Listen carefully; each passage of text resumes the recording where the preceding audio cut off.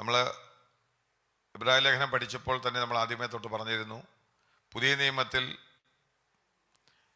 യേശുക്രിസ്തുവിൻ്റെ നിവർത്തിക്കപ്പെട്ട ശുശ്രൂഷ കഴിഞ്ഞ് മഹാപുരോഹിത ശുശ്രൂഷയെ പറ്റി വിശദീകരിക്കുന്ന ഏറ്റവും ശക്തമായ വേദഭാഗമാണ് എബ്രായ ലേഖനം എന്ന് പറയുന്നത്. അതായത് ഞാൻ 1-ാം അധ്യായത്തിൽ നമ്മൾ പഠിച്ചപ്പോൾ യേശു കർത്താവിൻ്റെ മഹാപൗരോഹിത്യത്തെ പറ്റി സൂചന നമ്മൾ കാണുവാനിടയായി. 1-ാം അധ്യായത്തിൻ്റെ 3-ാം വാക്യത്തിൽ നമ്മളിങ്ങനെ വായിച്ചായിരുന്നു, അവന് ഉയരത്തിൽ മഹിമയുടെ വലതുഭാഗത്തിരുന്നു. താൻ സകലതും ടെറ്റലസ്റ്റായി എന്ന് പറഞ്ഞ് സകലതും ചെയ്തെടുത്തതിന് ശേഷം വചനത്തിൽ വായിക്കുന്നത് 1-ാം അധ്യായത്തിൻ്റെ 3-ാം വാക്യത്തിൽ ഉയരത്തിൽ മഹിമയുടെ വലതുഭാഗത്തിരുന്നു. താൻ ക്രൂശിൽ ചെയ്തെടുത്ത പ്രവൃത്തി കൊണ്ട് തീർന്നില്ലെന്നും അത് രക്ഷയ്ക്ക് വേണ്ടുന്ന സകല പ്രവൃത്തിയും തീർന്നതിന് ശേഷം താൻ മഹിമയുടെ വലതുഭാഗത്ത് കരേറിപ്പോയി. നമുക്ക് ഇതിനെപ്പറ്റിയുള്ള സൂചനകൾ മാത്രമേ മറ്റു പല വേദഭാഗങ്ങളിൽ കാണത്തുള്ളൂ, പൗലോസിന്റെ മറ്റ് ലേഖനങ്ങളിൽ കാണാൻ പറ്റത്തുള്ളൂ.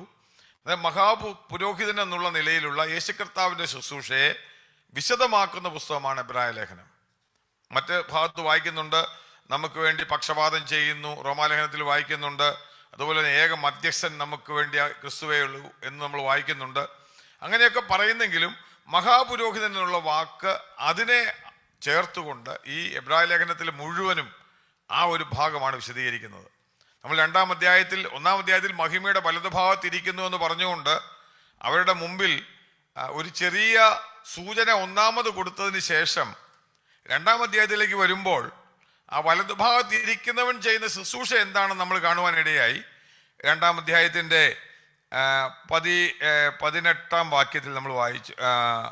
അതിൻ്റെ 18-ാം വാക്യത്തിൽ നമ്മൾ വായിക്കുന്നത്, 18അല്ല, അതിൻ്റെ 17-ാം വാക്യത്തിൽ നമ്മളിങ്ങനെ വായിക്കുന്നുണ്ട്, അവൻ കരുണയുള്ളവനും ദൈവകാര്യത്തിൽ വിശ്വസ്ത മഹാപുരോഹിതനുമാകേണ്ടതിന് സകലത്തിൽ തന്റെ സഹോദരന്മാരുടെ സദൃശനായി തീരുവാൻ ആവശ്യമായിരുന്നു. 2-ാം അധ്യായത്തിൻ്റെ 17-ാം വാക്യത്തിൽ വരുമ്പോൾ അവിടെ വരുമ്പോൾ ലേഖനകർത്താവ് ഇച്ചിരി വിശദമായിട്ട് അവരോട് പറയുന്ന ഒരു കാര്യം, ഒന്നാമത് വലതുഭാഗത്തിരുന്നു എന്ന് പറയുന്നു.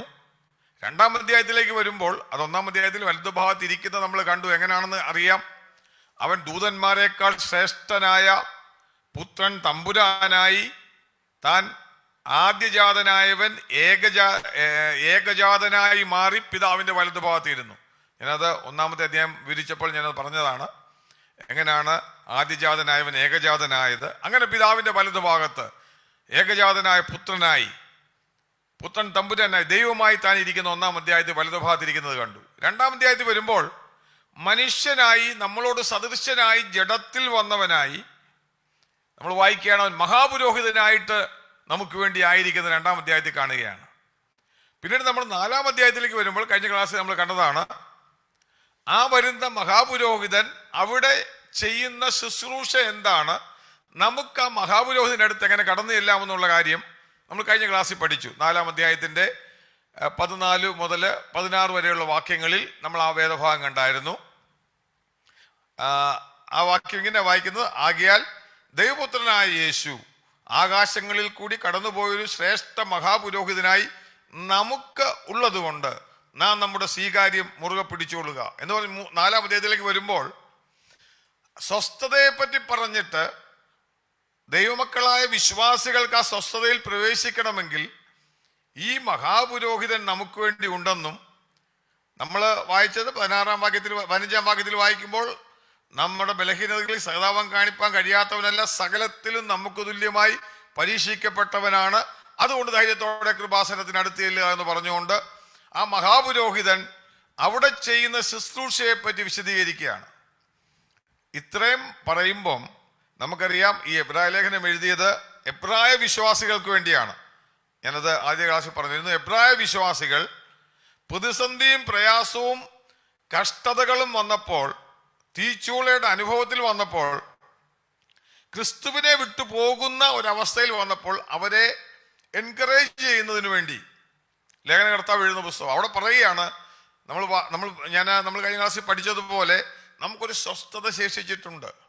ഇവിടെ ഞാൻ ഈ 5-ാം അധ്യായത്തിലേക്ക് വരുമ്പോൾ ഒരു കാര്യം ശ്രദ്ധിച്ചത്, ഇവിടെ എല്ലാ അധ്യായത്തിലും ലേഖനകർത്താവ് ചെയ്തിരിക്കുന്ന ഒരു പ്രത്യേക വഴിയെന്ന് പറയുന്നത്, പഴയ നിയമത്തിലെ വാക്യങ്ങൾ എടുത്ത്, കൊട്ടേഷൻസ് എടുത്ത് അതിനകത്തുനിന്ന് പ്രൂവ് ചെയ്ത്, നമ്മൾ ഓരോ അധ്യായം വായിച്ചപ്പോൾ കണ്ടു, അവിടെ എല്ലാം എടുത്ത് പ്രൂവ് ചെയ്ത് എങ്ങനെയാണ് യേശു കർത്താവിൻ്റെ ദൈവത്വം, യേശു കർത്താവിൻ്റെ മനുഷ്യത്വം, അവൻ സ്വസ്ഥത എങ്ങനെ നമുക്ക് വേണ്ടി പ്രദാനം ചെയ്യുന്നു, എങ്ങനെ അവൻ സ്വസ്ഥത അനുഭവിച്ചില്ല, നമുക്ക് വേണ്ടി അസ്വസ്ഥതയിൽ പ്രവേശിക്കാൻ വേണ്ടി എങ്ങനെ നമ്മുടെ ജീവിതത്തിൽ മഹാപുരോഹിതനായിട്ട് അവൻ വർക്ക് ചെയ്യുന്നു എന്നുള്ള കാര്യങ്ങൾ വരെയാണ് നമ്മൾ പഠിച്ചത്. ഇത്രയും കേട്ടപ്പം അവർ നാച്ചുറലായിട്ട് ചോദിക്കുന്ന ചോദ്യമാണ്, ഞങ്ങൾക്ക് മഹാപുരോഹിതന്മാരെയൊക്കെ അറിയാം, ആ പൗരോഹിത്യം എന്ന് പറഞ്ഞ് ഞങ്ങൾ കേട്ടിട്ടുള്ള, ഞങ്ങൾക്ക് വളരെ പരിചയമുള്ള പൗരോഹിത്യമാണ് ലേവിയ പൗരോഹിത്യം.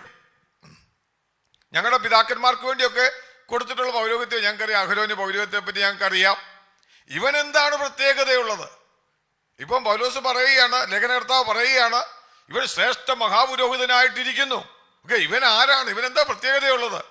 അന്നേരം പൗലോസ് 5-ാം അധ്യായത്തിലേക്ക് കടന്നു വന്നിട്ട്, നമ്മൾ ഇംഗ്ലീഷിൽ വായിക്കുമ്പോൾ അതിനകത്തൊരു പ്രത്യേകതയുണ്ട്. അത് തുടങ്ങുന്ന ഇങ്ങനെയാണ്, 5-ാം അധ്യായത്തിന് 1-ാം വാക്യം, ഫോർ എവരി ഹൈ പ്രീസ്റ്റ് എന്ന് പറഞ്ഞുകൊണ്ടാണ് ഈ 4-ാം അധ്യായത്തിന്റെ അവസാന വാക്യത്തിൽ നിന്ന് കണ്ടിന്യൂവേഷൻ ആയിട്ടാണ് താൻ അത് തുടങ്ങുന്നത്. എന്ന് പറഞ്ഞു കഴിഞ്ഞാൽ നമ്മൾ അവസാനം പറഞ്ഞു ധൈര്യത്തോടെ അടുത്തു വരിക എന്ന് പറഞ്ഞിട്ട് താൻ അതിനോട് കണ്ടിന്യൂ ചെയ്ത് പറയുകയാണ്, ഫോർ എവരി ഹൈ പ്രീസ്റ്റ് എന്ന് പറഞ്ഞാൽ എങ്ങനെ നിങ്ങൾക്ക് അടുത്തു വരാൻ പറ്റും? അവർക്കറിയാം അടുത്തു വരാൻ പറ്റുന്നതിൻ്റെ കാരണം ഇവരുടെ ഏത് കാര്യങ്ങൾ പറഞ്ഞാലും ഈ ലോകത്തിൽ നിന്ന് എടുക്കുന്ന മഹാപുരോഹിതനെ സംബന്ധിച്ച് ഇവരെ പോലെ സഹതാപം കാണിപ്പാൻ പറ്റുന്ന ഒരു മഹാപുരോഹിതനാണ്. അത് താഴോട്ട് പറഞ്ഞു കൊടുക്കുകയാണ് അവരോട്. അതുകൊണ്ടാണ് അതിൻ്റെ 1-ാം വാക്യത്തിൽ അതിൻ്റെ 5-ന്റെ 1 മുതൽ 4 വരെയുള്ള വാക്യങ്ങൾ വായിക്കുമ്പോൾ എന്താണ് ഈ ലേവ്യ പൗരോഹിത്യത്തിൽ അല്ലെങ്കിൽ അഹരോന്യ പൗരോഹിത്യത്തിനകത്ത് വേണ്ടുന്ന റിക്വയർമെന്റ്, അതിന് വേണ്ടുന്ന ക്വാളിഫിക്കേഷനും അതിൻ്റെ ചില കാര്യങ്ങളുമാണ് 1 മുതൽ 4 വരെയുള്ള വാക്യങ്ങളിൽ വായിക്കുന്നത്. 5 മുതൽ 10 വരെയുള്ള വാക്യങ്ങളിൽ ഈ അഹരോന്യ പൗരോഹിത്യത്തിന്റെ കണ്ടീഷൻസ്, അതിൻ്റെതായ ക്വാളിഫിക്കേഷൻസ് ക്രിസ്തുവിലുണ്ട്. മാത്രമല്ല അഹരോന്യ പൗരോഹിത്യത്തെക്കാളും ശ്രേഷ്ഠകരമായ പൗരോഹിത്യമാണ് ക്രിസ്തുവിൻ്റെതെന്ന് പറയുന്നതിന് വേണ്ടി തുടങ്ങി വെക്കുകയാണ് 5 മുതൽ 10 വരെയുള്ള വാക്യങ്ങൾ. അന്നേരം ഇന്ന് പറയാൻ പോകുന്ന കാര്യങ്ങൾ ഞാൻ ഒന്നുകൂടെ പറയാം. 1 മുതൽ 4 വരെയുള്ള വാക്യങ്ങളിൽ ലേവ്യ പൗരോഹിത്യം അല്ലെങ്കിൽ അഹരോന്യ പൗരോഹിത്യത്തിന്റെ റിക്വയർമെന്റ്സ്, അതിന് വേണ്ടുന്ന കാര്യങ്ങൾ എന്തൊക്കെയാണെന്ന് ഒന്ന് സൂചിപ്പിച്ചതിന് ശേഷം 5 മുതൽ 10 വരെയുള്ള വാക്യങ്ങളിൽ യേശു കർത്താവിന്റെ പൗരോഹിത്യം എന്താണെന്ന് പറഞ്ഞ് അതെങ്ങനെയാണ് ശ്രേഷ്ഠമാകുന്നത്. ഞാൻ കഴിഞ്ഞ ക്ലാസ്സിലാണെന്ന് ഇവിടെ ഞാൻ പറഞ്ഞു, പലപ്പോഴും ഈ എബ്രായ ലേഖനം ശരിക്കും മനസ്സിലാക്കാത്ത, യേശുക്രിസ്തുവിന്റെ മഹാപൗരോഹിത്യ ശുശ്രൂഷ മനസ്സിലാകാത്തൊരു വിശ്വാസിയെ സംബന്ധിച്ച് അവൻ എപ്പോഴും ആത്മീയ വളർച്ചയില്ലാത്തൊരു വിശ്വാസിയായിരിക്കും. ഞാൻ കഴിഞ്ഞ ക്ലാസ്സിൽ പറഞ്ഞ 6-ാം അധ്യായത്തിൽ അവർ പറയുമ്പോൾ നിങ്ങൾക്ക് ഈ കാര്യം, നമ്മൾ 5-ാം അധ്യായത്തിൽ വായിച്ച 11-ാം വാക്യം നമ്മൾ കഴിഞ്ഞ ക്ലാസ് ഞാൻ സൺഡേയിൽ ഇവിടെ പറഞ്ഞാന്ന് എനിക്ക് തോന്നുന്നു. അവിടെ നമ്മൾ പറയുവാനിടയായി ആ അഹരോന്യ പൗരോഹിത്യത്തിന്റെ പ്രത്യേകത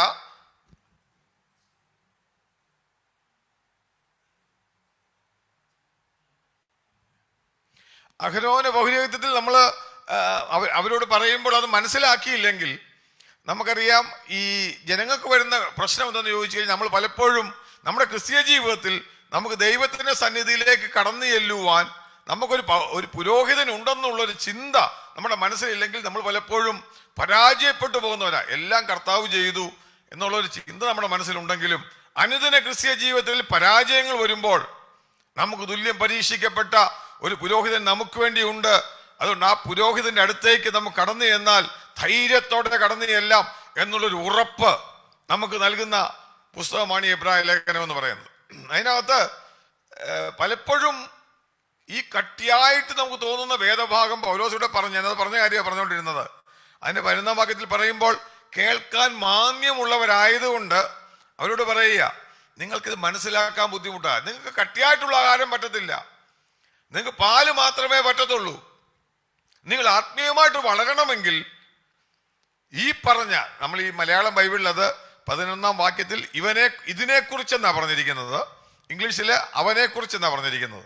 11-ാം വാക്യം എന്ന് പറഞ്ഞു കഴിഞ്ഞാൽ ഈ 10-ാം വാക്യത്തിൽ പറഞ്ഞ യേശുക്രിസ്തുവിന്റെ പൗരോഹിത്യത്തെ പറ്റി അറിയുന്ന ഒരു വ്യക്തി, അവനാണ് ആത്മീയമായിട്ട് പക്വതയിലേക്ക് വളരുന്നവൻ.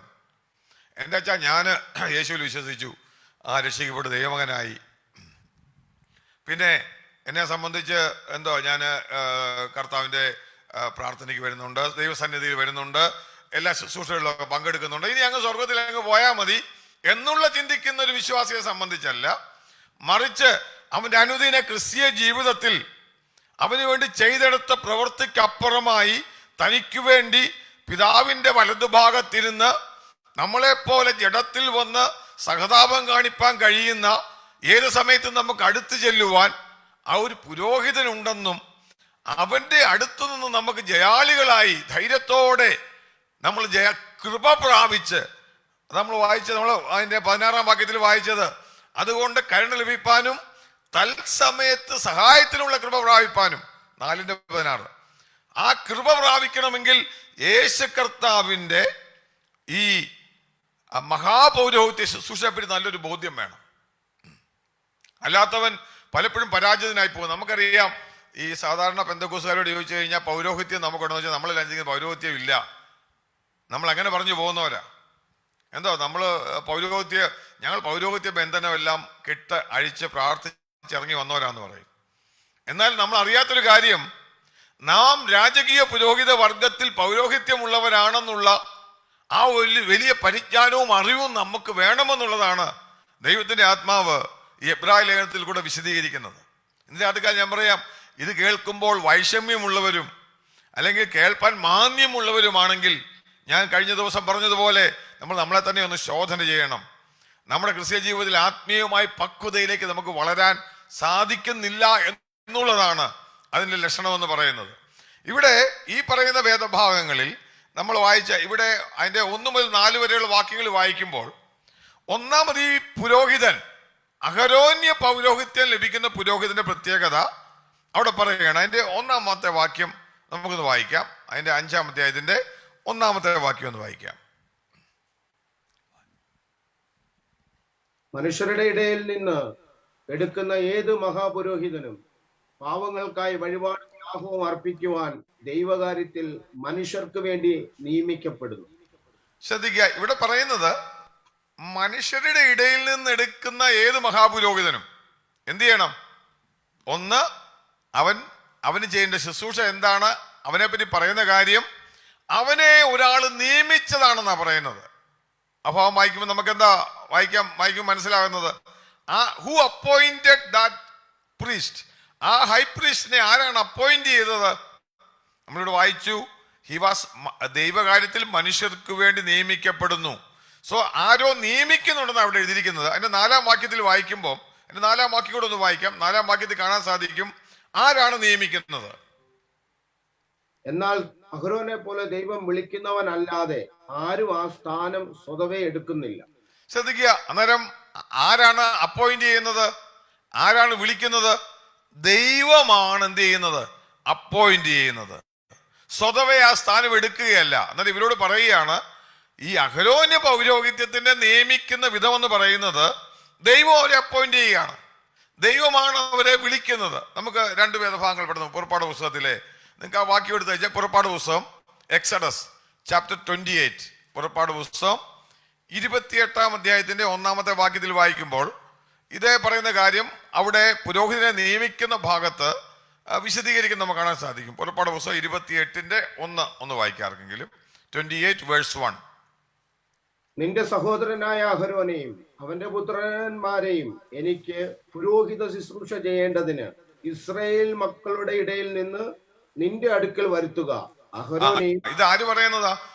ദൈവം പറയുകയാണ് മോശയോട്, നിന്റെ സഹോദരനായ അഹരോനെയും അവന്റെ മക്കളെയും എന്ത് ചെയ്യുക? എൻ്റെ അടുത്തേക്ക് കൊണ്ടുവരിക. അതായത് ദൈവമാണ് അവരെ എന്ത് ചെയ്യുന്നത്? തിരഞ്ഞെടുക്കുന്നത്. അല്ലാതെ സ്വതവേ ആരും എന്ത് ചെയ്യത്തില്ല, ആ സ്ഥാനം ഏറ്റെടുക്കുന്നില്ല. അതായത് നമ്മളിവിടെ 5-ാം അധ്യായം തിരിച്ച് നമുക്ക് വരാം. അത് നിങ്ങൾക്ക് പോയ സംഖ്യാപുസ്തകം ഞാൻ ജസ്റ്റ് പറഞ്ഞൊക്കെ നിങ്ങൾ നോട്ട് ചെയ്താൽ മതി.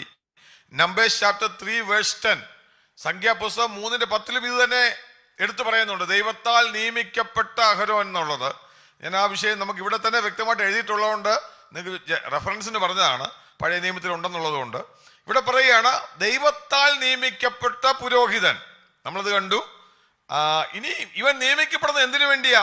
അത് പറയുന്നുണ്ട്, ദൈവകാര്യത്തിൽ മനുഷ്യർക്ക് വേണ്ടി നിയമിക്കപ്പെടുന്നു.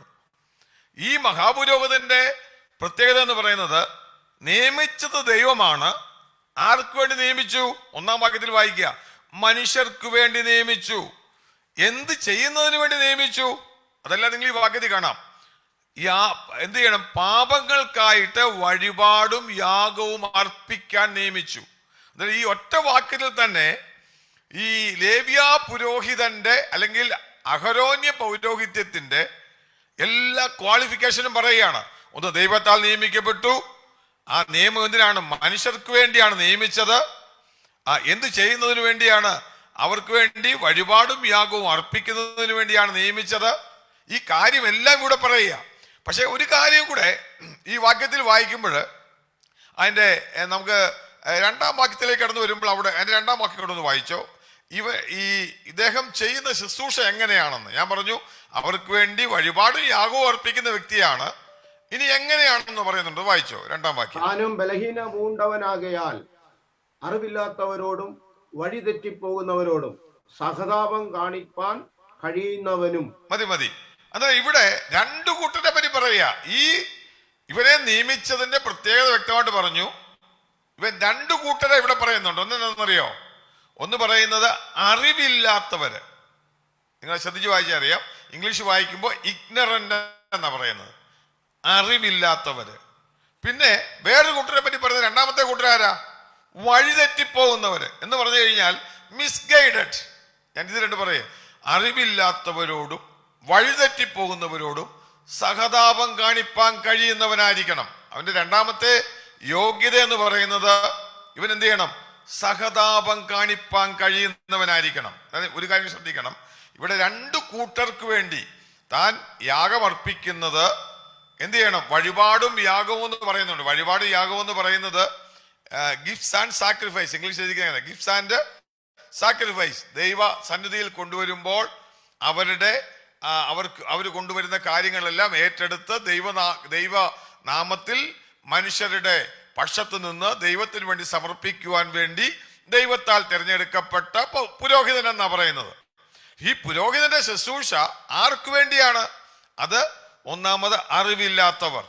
നമുക്കറിയാം, ഈ അറിവില്ലാത്തവർ പറയുമ്പോൾ നമ്മൾ രണ്ടു നിലയിൽ നമ്മൾ പാപം ചെയ്യുന്ന ആൾക്കാരുണ്ട്. ഞാൻ പറയാം, രണ്ടല്ല 3 നിലയിലുണ്ട്. ഒന്ന്, അറിവില്ലാതെ, ഇഗ്നറന്റ്, സിൻ ഓഫ് ഇഗ്നറൻസ് എന്ന് പറയും. എന്ന് വെച്ച് കഴിഞ്ഞാൽ അറിവില്ലാതെ ചെയ്യുന്ന ചില ആൾക്കാർ, അവർക്ക് അതിനെപ്പറ്റി ബോധമില്ല. അവര് എന്തെങ്കിലും അബദ്ധത്തിൽ ചെയ്യുന്ന ആൾക്കാരുണ്ട്. അതിനെപ്പറ്റി പറഞ്ഞാൽ അറിവില്ലാത്ത അവര് തെറ്റ് വരുമ്പോൾ ദൈവസന്നിധിയിൽ അവര് വഴിപാടും യാഗവുമായിട്ട് ഈ പുരോഹിതന്റെ അടുത്ത് വരും. നമ്മൾ സംഖ്യാപുസ്തകത്തിലേക്ക് എടുക്കുമ്പോൾ, നമ്പേഴ്സിലേക്ക് വായിക്കുമ്പോൾ, ഈ അറിവില്ലാത്ത ഇഗ്നറന്റ് ആയിട്ടുള്ള സിൻ ഓഫ് ഇഗ്നറൻസ് അങ്ങനെയുള്ള ആൾക്കാരെ പറ്റി ഒന്ന് പറയുന്നുണ്ട്. അവർക്ക് വേണ്ടി യാഗം കഴിക്കാൻ വേണ്ടി വരുന്നതിനെ പറയുന്നുണ്ട്. നമുക്കെടുക്കാം സംഖ്യാപുസ്തകം, നമ്പേഴ്സ്, സംഖ്യാപുസ്തകം നമ്പേഴ്സ് ചാപ്റ്റർ 15, സംഖ്യാപുസ്തകം 15-ാം അധ്യായത്തിന്റെ അതിൻ്റെ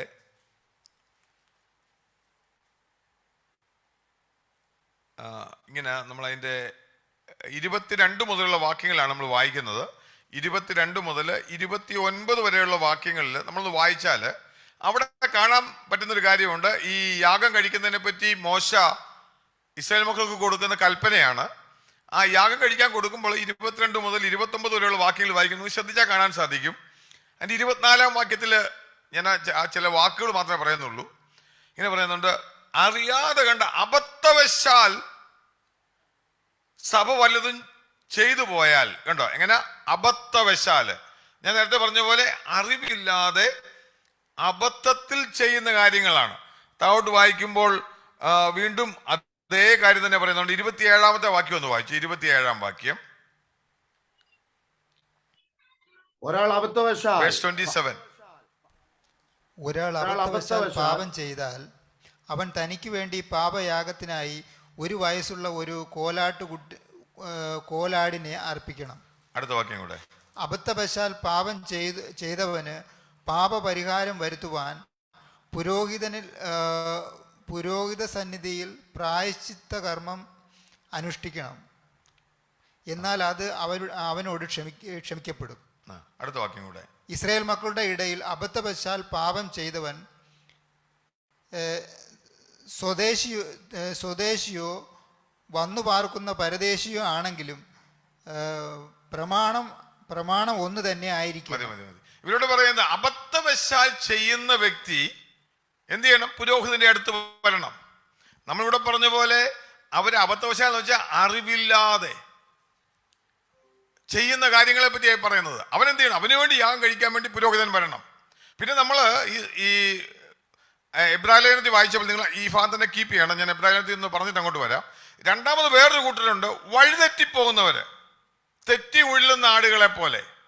നമ്മളിവിടെ പറഞ്ഞ രണ്ട് കൂട്ടർക്ക് വേണ്ടി യാഗം കഴിക്കണമെന്നാണ് എഴുതിയിരിക്കുന്നത്. ഒന്ന് അറിവില്ലാത്തവരും, രണ്ടാമത് വഴിതെറ്റി മിസ്ഗൈഡഡ് ആയിട്ടുള്ള ആൾക്കാർ. അവർക്ക് ആരെങ്കിലും പറയുന്നത് കേട്ടോ, അല്ലെങ്കിൽ ഇപ്പൊ ഈ ആടിന്റെ ഈ മിസ്ഗൈഡഡ് അല്ലെങ്കിൽ വഴിതെറ്റിപ്പോവാന്ന് പറഞ്ഞാൽ കൂടുതൽ ആടുമായിട്ടുള്ള ബന്ധപ്പെട്ട ആട് വഴിതെറ്റിപ്പോന്ന് എങ്ങനെയാണെന്ന് ചോദിച്ചു കഴിഞ്ഞാൽ അതിങ്ങനെ ഇടയം കൊണ്ടുപോകുമ്പോൾ അപ്പുറത്തൊരു ചെറിയ പച്ചപ്പ് പോലെ എന്തെങ്കിലും കാണുമെന്ന് വിചാരിക്കുക. ഇത് ചാടി ചാടി അങ്ങോട്ടങ്ങ് പോകും, അത് കഴിക്കാൻ കൊള്ളുന്നതാണെന്ന് എന്ന് പറഞ്ഞ പോലെ അതാണ് വഴിതെറ്റിപ്പോന്ന് പറഞ്ഞത്. ചില വിശ്വാസികൾ ഇതുപോലെ ഒന്ന് അറിവില്ലാതെ തെറ്റിപ്പോകുന്നവരുണ്ട്. അച്ഛാ എനിക്ക് അറിയത്തില്ലായിരുന്നത് അങ്ങനെ ഒരു തെറ്റാന്ന് പറഞ്ഞു അങ്ങനെ പോകുന്നവരുണ്ട്. അങ്ങനെ പോകുന്ന പഴയ നിയമത്തിൽ പോകുന്നവർക്ക് വേണ്ടി പുരോഹിതന്റെ അടുത്ത് ചെല്ലുന്നതും, രണ്ടാമത് വഴിതെറ്റിപ്പോകുന്ന കൂട്ടരും ഉണ്ട്. ഇവർക്ക് രണ്ടുപേർക്കും വേണ്ടി എന്ത് ചെയ്യാം? പുരോഹിതന്റെ അടുത്ത് ചെല്ലാം. ഞാൻ പറഞ്ഞതിന്റെ കാര്യം. എന്നാൽ മൂന്നാമതൊരു കൂട്ടരുണ്ട്. ഇത് രണ്ടും ദൈവസന്നിധിയിൽ നമ്മൾ പറഞ്ഞ പോലെ പുരോഹിതന്റെ അടുത്ത് ചെന്ന് യാഗം കഴിച്ച് പ്രായശ്ചിത്തം വരുത്താൻ പറ്റും. എന്നാൽ മൂന്നാമത്തെ കൂട്ടർ നമ്മൾ ഈ വായിച്ച വേദഭാഗത്ത് തന്നെ സംഖ്യാപുസ്തകത്തിൽ അതിൻ്റെ 30 വാക്യം ഒന്ന് വായിക്കാം. 30 വായിച്ചു മനോജ് വായി. എന്നാൽ സ്വദേശികളിലോ പരദേശികളിലോ ആരെങ്കിലും കരുതിക്കൂട്ടിക്കൊണ്ട് ചെയ്താൽ അവൻ യഹോവയെ ദുഷിക്കുന്നു. അങ്ങനെ അവനെ ജനത്തിൽ നിന്നും നീക്കിക്കളയണം.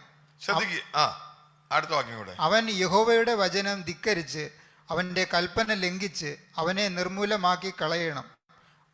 അവന്റെ അകൃത്യം അവന്റെ മേൽ ഇരിക്കും. ശ്രദ്ധിക്കുക, ഇവിടെ മൂന്നാമത്തെ ഒരു കൂട്ടർ പറയുകയാണ്. അവരെന്ത് ചെയ്യുന്നതാ? ഒന്ന് ഞാൻ പറഞ്ഞു, അറിവില്ലാത്തവരുണ്ട്, വഴിതെറ്റിപ്പോകുന്നവരുണ്ട്. ഇവർക്ക് രണ്ടുപേർക്കും വേണ്ടി എവിടെ ചെല്ലാം? ഈ അഹരോന്യ പൗരോഹിത്യത്തിലുള്ള പുരോഹിതന് യാഗവും വഴിപാടുമായി ദൈവസന്നിധി ചെന്ന് അവന്റെ പാപത്തിന്റെ പരിഹാരം വരുത്തുവാൻ പറ്റും. എന്നാൽ മൂന്നാമതൊരു കൂട്ടരെ പറ്റി നമ്മുടെ കാണുകയാണ്. എന്ത് ചെയ്യുക? അവര് കരുതിക്കൂട്ടി ചെയ്യുന്നവര്. നമ്മൾ പറഞ്ഞു കഴിഞ്ഞാൽ വിൽഫുൾ സിൻ ചെയ്യുന്നവര്, കരുതിക്കൂട്ടി ചെയ്യുന്നവരെ പറ്റി പറയുകയാണ്. അവർക്ക് എന്ത് ചെയ്യാൻ പറ്റത്തില്ല? ഈ പുരോഹിതന്റെ അടുത്ത് ചെല്ലാൻ പറ്റത്തില്ല. അവർക്ക് വേറെ ഒരു ഓപ്ഷൻ ഇല്ല എന്നുള്ളതാണ് ഇവിടെ പറയുന്നത്. നമുക്കറിയാം, ഈ എബ്രായലേഖന കർത്താവ് എബ്രായലേഖനത്തിൽ വരുമ്പം ഇതേ വിഷയം, ഈ വിൽഫുൾ സിൻ, കരുതിക്കൂട്ടി ചെയ്യുന്ന വിഷയം താൻ എടുത്തു പറയുന്നുണ്ട്. നമുക്ക് എബ്രായലേഖനത്തിലേക്ക് വരാൻ ഞാൻ ഈ വിഷയം ഒന്ന് പറഞ്ഞു പോവാണ്. എബ്രായലേഖനം അതിൻ്റെ 10-ാം അധ്യായത്തിൽ വരുമ്പോൾ നമുക്ക് അറിയാവുന്ന ഒരു വേദഭാഗമാണ്. എബ്രായലേഖനം 10-ാം അധ്യായത്തിൽ അതിൻ്റെ 26-ാം വാക്യത്തിൽ ഞാൻ വായിക്കാതെ 10:26 സത്യത്തിന്റെ ഹിബ്രൂസ് ചാപ്റ്റർ 10:26 സത്യത്തിന്റെ പരിജ്ഞാനം ലഭിച്ച ശേഷം നാം മനഃപൂർവ്വം പാപം ചെയ്താൽ എന്ന് പറഞ്ഞു കഴിഞ്ഞാൽ ഈ പറഞ്ഞ പോലെ വിൽഫുൾ ആയിട്ടുള്ള സിന്ന. ഞാൻ പറഞ്ഞ മനസ്സിലായി?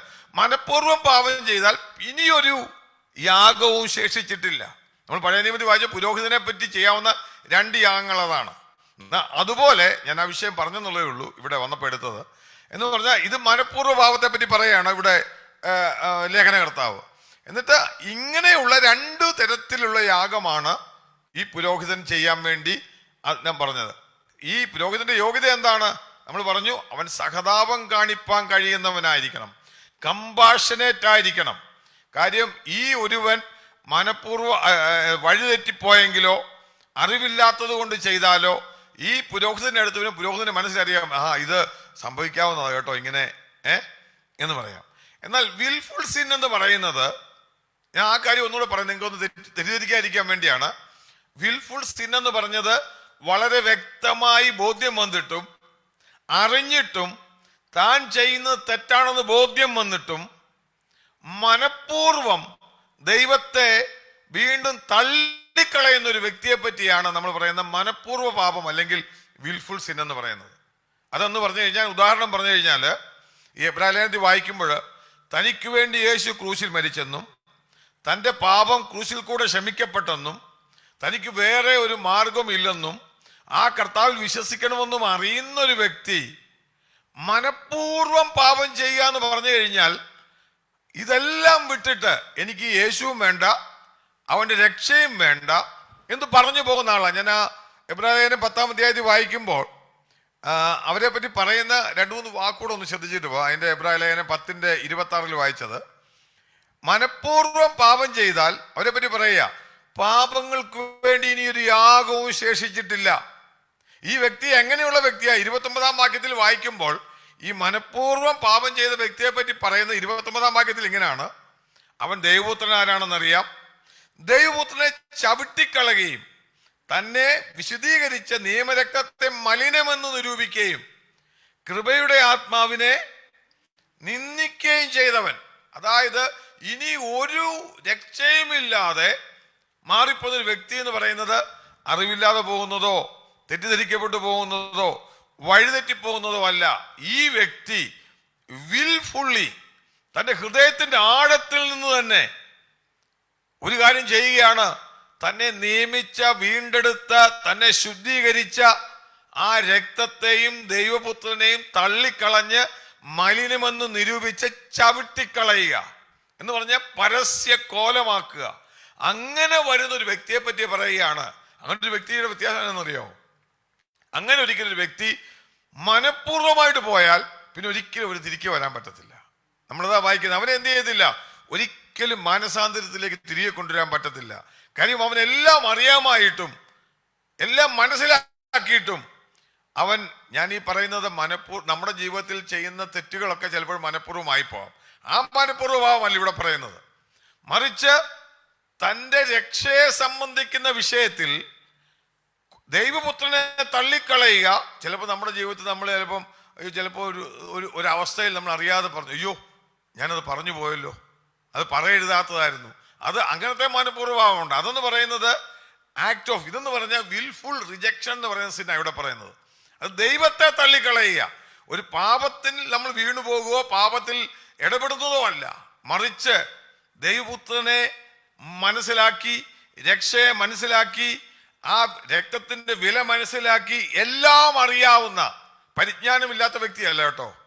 ഞാൻ പറഞ്ഞ ഒരു കാര്യം ശ്രദ്ധിക്കണം. നമ്മളിവിടെ പറയുന്ന പോലെ അറിവില്ലാത്തവരുണ്ട്. യേശു കർത്താവ് ചെയ്ത പ്രവൃത്തിയെ പറ്റിയൊന്നും വലിയ ബോധ്യമില്ലാത്തവരുണ്ട്. ചിലപ്പോൾ വഴിതെറ്റിപ്പോയവർ കാണും.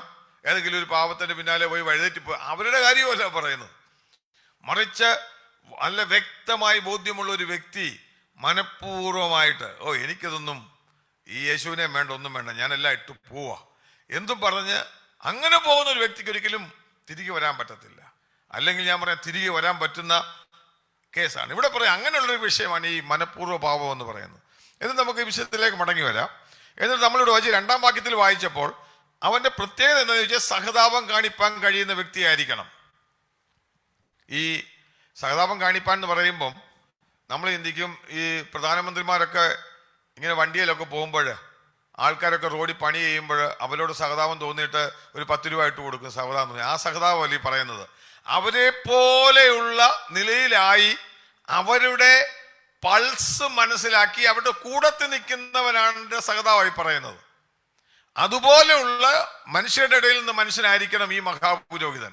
എങ്കിൽ മാത്രമേ ദൈവസന്നിധി വരുമ്പോൾ, അവന്റെ വിഷയം വരുമ്പോൾ, അവന് വേണ്ടി പ്രാർത്ഥിക്കുമ്പോൾ, അവന് വേണ്ടി മധ്യസ്ഥത അണയ്ക്കുമ്പോൾ ഒരു കാര്യം ഇവന് ചെയ്യാൻ പറ്റത്തുള്ളൂ, ആത്മാർത്ഥതയോടെ ആ ശുശ്രൂഷ ചെയ്യാൻ പറ്റത്തുള്ളൂ. അവരെ പോലെയാകണം. അതുകൊണ്ട് ഞാൻ പറഞ്ഞത്, ഇവിടെ ഈ നിയമിക്കപ്പെടുന്ന വ്യക്തി ഇവര് കടന്നു പോകുന്ന എല്ലാ സാഹചര്യങ്ങളിൽ കൂടെ കടന്നു പോകുന്ന വ്യക്തിയായിരിക്കണം. അതായത് അവനൊരു വിഷയവുമായി വരുമ്പോൾ അവന് വ്യക്തമായിട്ട് ബോധ്യം വരും എന്താണ് ഇതിന്റെ പിമ്പിലെ വിഷയം എന്നുള്ളത്. രണ്ടാമത് നമ്മൾ പറയുന്നത്, ഇവന്റെ ഡ്യൂട്ടി നമ്മൾ കണ്ടു, യാഗം അർപ്പിക്കണം, അതുപോലെ വഴിപാട് അർപ്പിക്കണം. ഇനിയും ഈ ഇത്രയും പറഞ്ഞതിന് ശേഷം അടുത്ത വരുമ്പോൾ ഒരു നെഗറ്റീവ് കാര്യം ഇവിടെ പറയുന്നുണ്ട്. താൻ ഈ 2-ാം വാക്യത്തിൽ നമ്മളൊന്ന് ശ്രദ്ധിക്കുക. 5-ാമത് ഈ അഹരോന്യ പൗരോഹിത്യത്തിൽ ഞാൻ പറഞ്ഞു അവരുടെ യോഗ്യത എന്താണ്, അതുപോലെ തന്നെ ആരാണ് നിയമിച്ചത്, അവൻ എന്താണ് ചെയ്യേണ്ടത് എന്തെല്ലാം നമ്മൾ ഈ 2 വാക്യങ്ങൾ കാണും. 3-ാം വാക്യത്തിൽ വരുമ്പോൾ വേഴ്സ് 3 ഒന്ന് വായിക്കുമ്പോൾ, ഞാൻ വായിക്കാം. 3-ാം വാക്യത്തിൽ വായിക്കുമ്പോൾ ഇവന്റെ ഒരു നെഗറ്റീവ് വശം കാണാൻ പറ്റും. 3-ാം വാക്യം ഇങ്ങനെ വായിക്കുന്നത്, അഹരോന്യ അല്ലെങ്കിൽ പ്രീസ്റ്റ്ഹുഡിലുള്ള ആളുടെ അവൻ കഴിയുന്ന ബലഹീനത നിമിത്തം ജനത്തിനു വേണ്ടി എന്ന പോലെ തനിക്ക് വേണ്ടി യാഗം അർപ്പിക്കണം. ഇവൻ എന്ത് ചെയ്യണം? ഇവന്റെ ഒരു നെഗറ്റീവ് പോയിന്റ് എന്ന് പറയുന്നത് ഇവൻ ബലഹീനനാണ്, അവനെ പോലെയുള്ള ശരീരമുള്ളവനാണ്. പക്ഷെ ഇവൻ പാപമുള്ളവനായതുകൊണ്ട് ആദ്യം എന്ത് ചെയ്യണം? തനിക്ക് വേണ്ടി പാപയാഗം അർപ്പിച്ചിട്ട് വേണം താൻ ആര് ചെയ്യാം? ജനത്തിനു വേണ്ടി യാഗം അർപ്പിക്കേണ്ടവൻ. ഞാൻ പറഞ്ഞത് മനസ്സിലായല്ലോ? എന്നിട്ട് 4-ാം വാക്യത്തിൽ പറയുക, അഹരോനെ പോലെ ഇങ്ങനെയുള്ളവർ മാത്രമാണ് എന്താകുന്നത്? മഹാപുരോഹിതനാകുന്നത്. ഞാൻ പറഞ്ഞ ഇത്രയും കാര്യം നിങ്ങൾക്ക് മനസ്സിലായി എന്ന് ഞാൻ വിശ്വസിക്കുകയാണ്. ഇനിയും ഇവിടെ ഒരു ചോദ്യം നിങ്ങളോട് ചോദിക്കുക. ഞാൻ എന്താണ് ഒരു മഹാപുരോഹിതന്റെ ആവശ്യം? ഒരു ചോദ്യം ചോദിക്കുക. പഴയ നിയമത്തിലുള്ള ഒരു വ്യക്തിയാണെങ്കിൽ നമ്മളിലേക്ക് വരിക. ഇപ്പോൾ ഒരാൾ ഒരു അഡ്വക്കേറ്റിനെയും കൊണ്ട് കോർട്ടിൽ പോകാമെന്ന് വിചാരിക്കുക. നമ്മൾ ചോദിക്കുക, എന്താ നിനക്കൊരു അഡ്വക്കേറ്റിന്റെ ആവശ്യമെന്ന് ചോദിച്ചാൽ അവൻ്റെ ഉത്തരം എന്താണെന്നറിയോ? അതിൻ്റെ അച്ഛാ, ഞാനൊരു തെറ്റ് ചെയ്തു, എന്നിട്ട് എനിക്കൊരു അഡ്വക്കേറ്റ് ഇല്ലാതെ എവിടെ പോയി വാദിക്കാൻ പറ്റത്തില്ല, കോർട്ടിൽ പോയി വാദിക്കാൻ പറ്റത്തില്ല. ഒരു മഹാപുരോഹിതൻ ഒരുത്തനോട് ചോദിക്കുക, നിനക്കെന്താ ഒരു മഹാപുരോഹിതൻ വേണ്ടിയത്? എൻ്റെ അച്ഛാ, എൻ്റെ ജീവിതത്തിൽ ഒരു തെറ്റുപറ്റി, ദൈവത്തിൻ്റെ സന്നിധി ചെല്ലുവാൻ എനിക്ക് വേണ്ടി ദൈവത്തിനും മനുഷ്യർക്കും മധ്യസ്ഥനായിട്ട് ഒരുവനുണ്ട്. അവൻ്റെ അടുത്തേക്ക് ഞാൻ ചെന്ന് കഴിയുമ്പോൾ എൻ്റെ വിഷയങ്ങളെല്ലാം അവിടെ എന്ത് ചെയ്യും? പറയും. ഞാൻ പറയും, ഇന്ന് രാത്രികാലം നമുക്ക് വേണ്ടി ശുശ്രൂഷ ചെയ്യുന്നത് ഇങ്ങനെയുള്ള ഒരു കർത്താവാണ്. യഹൂദനെ സംബന്ധിച്ച് നമുക്കറിയാം. നമ്മൾ അതുപോലെ തന്നെ പറയുമ്പോൾ സാധാരണഗതിയിൽ പോകുമ്പം എല്ലാവരും നല്ല അഡ്വക്കേറ്റിനെ കൊണ്ടേ പോകത്തുള്ളൂ, അല്ലേ? ആരും കുറഞ്ഞ അഡ്വക്കേഷൻസ് അടുത്ത് പോകത്തില്ല. ഞാൻ പറഞ്ഞ പോലെ അതുകൊണ്ട് ഇവർ പറയും, നമ്മൾ സാധാരണ ആൾക്കാർ പറയും, എടാ നിന്റെ കേസ് വാദിക്കുക, നീ ഏത് അഡ്വക്കേറ്റാ നീ വിളിച്ചേക്കുന്നേ? നിന്റെ അഡ്വക്കേറ്റ് ആരാ? ജയിക്കാൻ സാധ്യതയുള്ള അഡ്വക്കേറ്റ് ആണോ? ഇങ്ങനെയൊക്കെ ചോദിക്കും കേസ് വാദിക്കുന്നവര്. അതുപോലെ ഈ വാക്യത്തിൽ നമ്മൾ വായിക്കുമ്പോൾ അത് തന്നെയാണ് ദൈവത്തിന്റെ ആത്മാവ് പറയുന്നത്. അവരോടുകൂടെ ഒരു ചോദ്യം ചോദിക്കുകയാണ്, എങ്ങനെയുള്ള അഡ്വക്കേറ്റാണെന്ന് ചോദിച്ച പോലെ ഈ എബ്രായ വിശ്വാസികൾ പൗലോസ് വിശദീകരിക്കുമ്പോൾ പൗലോസ് പറയാ, ഓക്കെ പൗലോസെ, നീ പറഞ്ഞ മഹാപുരോഹിതൻ എങ്ങനെയുള്ള മഹാപുരോഹിതനാ? അവനെ നല്ല ഇപ്പൊ നമുക്കറിയാം, ചില ആൾക്കാർ പ്രാർത്ഥിക്കാനൊക്കെ പോകുമ്പോൾ ചില പ്രത്യേക സ്പെഷ്യൽ പാസ്റ്റർമാരുടെ അടുത്ത് പോകാറുണ്ട്. ഏതാ ഇന്ന പാസ്റ്റർ എന്നൊക്കെ പറയാറുണ്ട്. നല്ല പാസ്റ്റർ അച്ഛാ ഇങ്ങനെ പറയുന്നത് കേട്ടിട്ടില്ല എന്ന് പറഞ്ഞ പോലെ ഇവൻ ഏത് ടൈപ്പുള്ള അഡ്വക്കേറ്റ് ആണെന്ന് പറയുന്നത് പോലെ ഏത് മഹാപുരോഹിതനാ? അതാ പൗലോസ് നമ്മൾ വിശദീകരിച്ചത് അതിന്റെ 15-ാം വാക്യത്തില്. ഞാൻ 4:15 നമ്മൾ വായിച്ചു. ഈ ചോദ്യത്തിന് ഉത്തരവ് അതാ പറയുന്നത്. 4-ാം അധ്യായം 15-ാം വാക്യം ഞാൻ വായിക്കാം. നമുക്കുള്ള മഹാപുരോഹിതൻ നമ്മുടെ ബലഹീനതകളിൽ സഹതാപം കാണിപ്പാൻ കഴിയാത്തവനല്ല, പാപമൊഴികെ സകലത്തിലും നമുക്ക് തുല്യനായി പരീക്ഷിക്കപ്പെട്ടവനാകുന്നു. എൻ്റെ അച്ഛാ, എൻ്റെ മഹാപുരോഹിതൻ ഇങ്ങനെയാ. യഹൂദനായ ഒരു വ്യക്തി പൗലോസിനോട് ചോദിക്കുക, ഞങ്ങൾക്ക് അഹരോന്യ പൗരോഹിത്യം ഉണ്ട്, നിന്റെ മഹാപുരോഹിതൻ ആരാ? അന്നേരം പറയുക, എന്റെ മഹാപുരോഹിതൻ ഇങ്ങനെയുള്ളവനാ, അതുകൊണ്ട് നീ കരുണ ലഭിപ്പാൻ പോകാം. അവർക്കും അതുപോലെ ചെല്ലാം. പക്ഷെ ഇവിടെ ഒരു കാര്യം ശ്രദ്ധിക്കേണ്ടത്, സഹതാപം നമ്മൾ 4:14 വായിച്ച്, സഹതാപം കാണിപ്പാൻ കഴിയാത്തവനല്ല, നമുക്ക് തുല്യ സകലത്തിലും പരീക്ഷിക്കപ്പെട്ടവനാണ്, പക്ഷെ പാപം ഒഴികെ. മലയാളത്തിൽ അത് റോങ് ആണ് ആ ട്രാൻസ്ലേഷൻ. ഞാൻ കഴിഞ്ഞ പഠിപ്പിച്ചോ പറഞ്ഞതാണ്. നമുക്ക് വേണ്ടി സകലത്തിനും തുല്യമായി പരീക്ഷിക്കപ്പെട്ടെങ്കിലും അവൻ പാപം ചെയ്തില്ലെന്നാണ് എഴുതിയിരിക്കുന്നത്. എന്ന് പറഞ്ഞു കഴിഞ്ഞാൽ ഈ അഹരോന്യ പൗരോഹിത്യത്തിൽ എടുക്കുന്ന പുരോഹിതൻ ആദ്യം എന്ത് ചെയ്യണമായിരുന്നു? താൻ പാപം ചെയ്യുന്നതായതുകൊണ്ട് സ്വന്തമായി യാഗം അർപ്പിക്കണം, എന്നിട്ട് വേണം അവരുടെ പാപത്തിന് അർപ്പിക്കാൻ വേണ്ടി പോകാൻ, ജനത്തിന്റെ പാപത്തിന് വേണ്ടി അർപ്പിക്കാൻ പോകാൻ. ഞാനതാ പറഞ്ഞത്. അവിടെ 3-ാം വാക്യത്തിൽ വായിച്ചപ്പോൾ ബലഹീനത നിമിത്തം, 5:3 വായിച്ചപ്പോൾ ബലഹീനത നിമിത്തം ജനത്തിനു വേണ്ടി എന്ന പോലെ തനിക്കു വേണ്ടിയും പാപയാഗം അർപ്പിക്കേണ്ടവനാകുന്നു. എന്നാൽ നമ്മളോട് പറയുക, നമുക്ക് വേണ്ടിയുള്ള മഹാപുരോഹിതന്റെ പ്രത്യേകത എന്തുവാ? നമുക്ക് തുല്യം പരീക്ഷിക്കപ്പെട്ടവനായതുകൊണ്ട് എന്ത് ചെയ്യാം? നമ്മളെപ്പോൾ സഹതാപം കാണിക്കാം. പക്ഷെ പ്രത്യേകത എന്നാണെന്നറിയാമോ? അവൻ പാപം ചെയ്തിട്ടില്ല. അവൻ നേരിട്ട് നമുക്ക് വേണ്ടി എന്ത് ചെയ്യുകയാണ്? നമുക്ക് വേണ്ടി പക്ഷപാതം ചെയ്യുക. അല്ലെങ്കിൽ നമ്മൾ വായിച്ചതുപോലെ, ഇവിടെ നമ്മൾ ഈ ഭാഗത്ത് വായിച്ചതുപോലെ അവർക്ക് വേണ്ടി വഴിപാടും യാഗവും അർപ്പിക്കുന്നവനാ. പറഞ്ഞു വരുന്നത് നമ്മൾ താഴോട്ട് വായിക്കുമ്പം, നമ്മൾ 4-ാം വാക്യം വരെയാണ് വായിച്ചത്. നമ്മൾ താഴോട്ട് വായിക്കും, പൗലോസ് പറയുകയാണ്, അഹരോന്യ പൗരോഹിത്യത്തെക്കാളും ശ്രേഷ്ഠകരമായ പൗരോഹിത്യമാണ് ക്രിസ്തുവിന്റെ പൗരോഹിത്യം എന്ന് പറയാൻ വേണ്ടിയാണ് താൻ പറഞ്ഞു വരുന്നത്. ഞാൻ നിങ്ങൾക്ക് പറഞ്ഞ മനസ്സിലായോ എന്ന് പറഞ്ഞു കഴിഞ്ഞാൽ, അതുകൊണ്ട് എന്താ ഞാൻ ഈ അടുത്ത വാക്യത്തിലെ കാര്യങ്ങളും ഒന്ന് പെട്ടെന്ന് പറഞ്ഞിട്ട് പോകാം. അതിൻ്റെ 10-ാം വാക്യത്തിൽ വായിക്കുമ്പോൾ 10 ഓക്കെ 10-ാം വാക്യം ഒന്ന് അതിൻ്റെ അത് ഞാൻ അടുത്ത ക്ലാസ് ഒന്നുകൂടെ എക്സ്പ്ലെയിൻ ചെയ്യാം. 10-ാം വാക്യം ഒന്ന് വായിച്ചേ. ഞാൻ വായിക്കും. മൽക്കീസദേക്കിന്റെ ക്രമപ്രകാരം മഹാപുരോഹിതൻ എന്നുള്ള നാമം ദൈവത്താൽ ലഭിച്ചുമിരിക്കുന്നു. അപ്പൊ ആരാ ഈ യേശു കർത്താവിനെ പുരോഹിതനാക്കി? അത് പറയുന്നുണ്ട് അതിന്റെ 5-ാം വാക്യം കൂടെ വായിക്കും. 5ഉം 10ഉം വാക്യം വായിക്കുമ്പോൾ മനസ്സിലാകും. അതുകൊണ്ട് ക്രിസ്തുവും മഹാപുരോഹിതനായുള്ള മഹത്വം എന്ത് ചെയ്തിട്ടില്ല? സ്വതവേ ഏറ്റെടുത്തിട്ടില്ല. അതിന് തൊട്ടുപുറകിലത്തെ വാക്യം പറയുന്നത് എന്നാണെന്നറിയോ? സ്വതവേ ഏറ്റെടുക്കത്തില്ല. ആരെങ്കിലും എന്ത് ചെയ്യണം? ദൈവത്താൽ വിളിക്കപ്പെടുന്നവനാ. അതായത് ഇവർക്കൊരു കാര്യം പറയണം, എങ്ങനെയുണ്ടോ നിന്റെ മഹാപുരോഹിതൻ? എന്റെ മഹാപുരോഹിതൻ ആരാന്ന് പറഞ്ഞു? അവൻ ബലഹീനതകളിൽ സാവധാനം കാണിപ്പാൻ കഴിയാത്തവനല്ല, എനിക്ക് തുല്യമായി പരീക്ഷിക്കപ്പെട്ടവനാണ്, കൃപ പ്രാപിപ്പാൻ എനിക്ക് തക്ക സമയത്ത് കൃപാസനത്തിന് അടുത്തേക്ക് ചെല്ലാൻ പറ്റും. ഇതെല്ലാം പറഞ്ഞു കഴിയുമ്പം അവനെ ആരാ അപ്പോയിന്റ് ചെയ്തത്? അപ്പോൾ അതുകൊണ്ട് പൗലോസ് അവിടെ പറയുകയാണ് 5-ാം വാക്യത്തില്, അതുകൊണ്ട് ക്രിസ്തു മഹാപുരോഹിതനാകാനുള്ള മഹത്വം എന്ത് ചെയ്തിട്ടില്ല? സ്വതവേ എടുത്തിട്ടില്ല. എന്നിട്ട് ഒരു വാക്യം കോട്ട് ചെയ്തിട്ട് പറയുക, നീ എന്റെ പുത്രൻ, ഇന്ന് ഞാൻ നിന്നെ ജനിപ്പിച്ചിരിക്കുന്നു എന്ന് അവനോട് അരുളി ചെയ്തവൻ അവനെന്ത് ചെയ്തു? കൊടുത്തതത്രേ. അല്ലെങ്കിൽ 10-ാം വാക്യത്തിൽ വായിക്കുമ്പോൾ നമ്മൾ വായിച്ച പോലെ എന്നുള്ള നാമം ദൈവത്താൽ ലഭിച്ചുമിരിക്കുന്നു എന്ന് പറഞ്ഞു കഴിഞ്ഞാൽ താൻ വ്യക്തമായിട്ട് പറഞ്ഞു വരികയാണ്, ഈ അഹരോന്യ പൗരോഹിത്യം എങ്ങനെ ലഭിച്ചോ അതുപോലെ തന്നെ ദൈവത്താൽ ലഭിച്ച പൗരോഹിത്യമാണ്. രണ്ടാമത്, അഹരോന്യ പൗരോഹിത്യത്തിന്റെ ശുശ്രൂഷ എന്തായിരുന്നു? അവർക്ക് വേണ്ടി പക്ഷപാതം കഴിക്കുന്നതിനാ. അതുകൊണ്ടാണ് പറഞ്ഞത്, നമുക്ക് തുല്യമായി പരീക്ഷിക്കപ്പെട്ടവനാണ് അവൻ്റെ അടുത്തേക്ക് നമുക്ക് കടന്നുചെല്ലാം, കരുണ ലഭിക്കാൻ വേണ്ടി കടന്നുചെല്ലാം. മൂന്നാമത് പറഞ്ഞു, അവൻ നെഗറ്റീവ് ഉള്ളവനാ, സ്വന്തം പാപത്തിന് വേണ്ടി ചെയ്യണം. ഇവൻ എന്ത് ചെയ്യണ്ട? പാപം ചെയ്യാത്തവനായതുകൊണ്ട് ഇവന്റെ ശുശ്രൂഷ അഹരോന്യ പൗരോഹിത്യം അതിനേക്കാളും ശ്രേഷ്ഠകരമായ പൗരോഹിത്യമാണ്. ഇത്രയും ഞാൻ ഇന്ന് രാത്രികാലം സമയം തീർന്നുകൊണ്ട് ഞാൻ അത്രയും അവസാനിപ്പിക്കുക. നമുക്ക് ബാക്കി 5 വരെയുള്ള വാക്യങ്ങൾ വിശദമായിട്ട് പഠിക്കേണ്ടതാണ്. അത് ഞാൻ അടുത്ത ക്ലാസ്സിൽ പറയാം. ഞാൻ പറഞ്ഞൊരു ചുരുക്കം ഇത്രയുമാണ്. താൻ പറയുകയാണ് ക്രിസ്തുവിന്റെ പൗരോഹിത്യത്തിന്റെ ശ്രേഷ്ഠത വിവരിക്കുകയാണ്. ഇന്ന് രാത്രികാലം നമ്മൾ ദൈവസന്നിധി വരുമ്പം നമ്മൾ കേട്ടതുപോലെ താൻ യാഗമർപ്പിക്കുന്നത് ഈ പുരോഹിതം ചെയ്യുന്ന അറിവില്ലാത്തവർക്ക് വേണ്ടിയും വഴിതെറ്റിപ്പോകുന്നവർക്ക് വേണ്ടിയും സിൻ ഓഫ് ഇഗ്നറൻസും അല്ലെങ്കിൽ മിസ്ഗൈഡഡ് ആയിട്ടുള്ള ആൾക്കാർക്ക് വേണ്ടി വഴിപാടും യാഗവും അർപ്പിക്കുന്നത് പോലെ ഇന്ന് രാത്രികാലം ഞാൻ പറയാം, നമ്മുടെ ജീവിതത്തിൽ നമുക്ക് അതിനേക്കാളും ശ്രേഷ്ഠനായൊരു മഹാപുരോഹിതൻ നമുക്കുണ്ട്.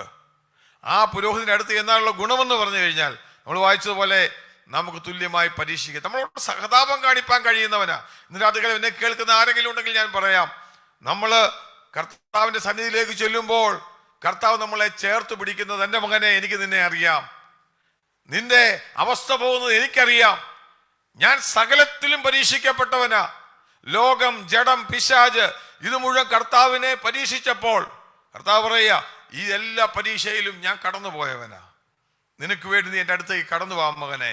ഇവരോട് പറയാ, ഇവര് പലപ്പോഴും എന്ത് ചെയ്യുന്നു വെച്ച് കഴിഞ്ഞാൽ ഈ പ്രതിസന്ധി വന്നപ്പോൾ, പ്രശ്നം വന്നപ്പോൾ ദൈവത്തിൽ നിന്ന് അകന്നു പോകാൻ സാധ്യതയുണ്ട്. കാര്യം ഞാൻ പറഞ്ഞ പോലെ അറിവില്ലാത്തത് കൊണ്ട്, അയ്യോ ഞാൻ തീർന്നു പോകുമോ, അല്ലെങ്കിൽ വഴിതെറ്റിപ്പോയവരെ പോലെ മിസ്ഗൈഡഡ് ആയിട്ട് പോകുമ്പോൾ പറയുക, കുഞ്ഞുങ്ങളെ നിങ്ങൾ പേടിക്കണ്ട, നിങ്ങളെപ്പോലെ പരീക്ഷിക്കപ്പെട്ടവനാ. കർത്താവ് ഇതുപോലെ കഷ്ടതയിൽ കൂടി കടന്നുപോയതാ, ഇതുപോലെ പ്രതിസന്ധിയിൽ കൂടി കടന്നുപോയതാ, എല്ലാ നിലയിലും ടെസ്റ്റ് ചെയ്യപ്പെട്ടവനാ.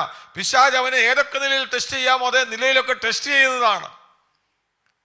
എന്നിട്ട് പറയുക, അതുകൊണ്ട് നിങ്ങൾ എൻ്റെ അടുത്തേക്ക് കടന്നു വാ, ഞാൻ നിങ്ങൾക്ക് വേണ്ടി പക്ഷപാതം ചെയ്യും, തക്ക സമയത്ത് കൃപ നൽകുവാൻ.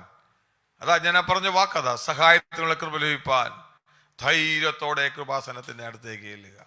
ഇതിനകത്ത് ഞാൻ എൻ്റെ വാക്കുകൾ അവസാനിപ്പിക്കട്ടെ. നമുക്ക് എത്ര ഈ എബ്രായ ലേഖനത്തിൽ ഇത് ഞാനിപ്പോൾ പറഞ്ഞു വന്ന അതിൻ്റെ ഒരു ഭാഗം മാത്രമാണ്. അടുത്ത മെൽക്കിസദേക്കിന്റെ ക്രമപ്രകാരം എന്നുള്ളത് ഏറ്റവും വലിയ ചിന്ത അടുത്ത ക്ലാസ് തൊട്ടാണ്.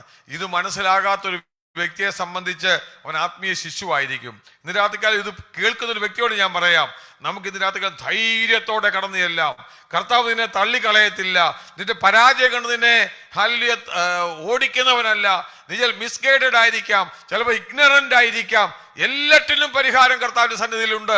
തക്ക സമയത്ത് കൃപയിൽ നിന്ന് നിന്നെ അവൻ പരിപാലിക്കുന്ന ഈ എബ്രായ വിശ്വാസികളോട് പറഞ്ഞതുപോലെ അവരുടെ പ്രതിസന്ധിയിൽ അവർ പിന്മാറി പോകുന്ന അവസ്ഥയിൽ വന്നപ്പോൾ അവരോട് പറയാ, മക്കളെ നിങ്ങൾ കടന്നു ചെല്ല്, അവൻ നിങ്ങളെ ചേർത്തുകൊള്ളും.